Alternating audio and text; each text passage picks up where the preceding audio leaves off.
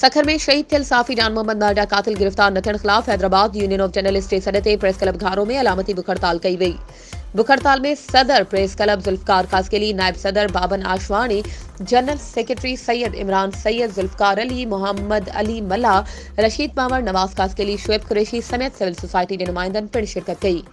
इन मौके ते सहाफ़िन चयो त जान मोहम्मद महर जा कातिल सुञाणप थियण बावजूद इंतजामिया गिरफ्तार नाहे करे सघी, जंहिंजी मज़ामत कजे थी। साफ़ी अॻवाननि वधीक चयो त सिंध में साफ़िन सां थींदड़ ज़्यादतियुनि मां साबित थिए थो त सिंध हुकूमत साफ़िन खे तहफ़ुज़ में नाकाम थी वई आहे, जंहिं करे सिंध जा साफ़ी पंहिंजे तहफ़ुज़ लाइ सरापा एहतिजाज आहिनि।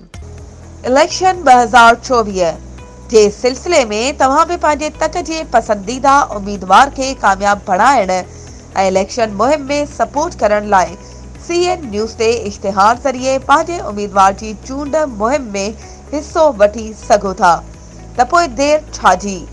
हाणे असां सां राब्तो करियो ऐं पंहिंजे इश्तिहार CN न्यूज़ नेटवर्क ते बुक करायो। वधीक राब्ते लाइ WhatsApp नंबर 03447223464। तेज़ तरीन news network CN news plus.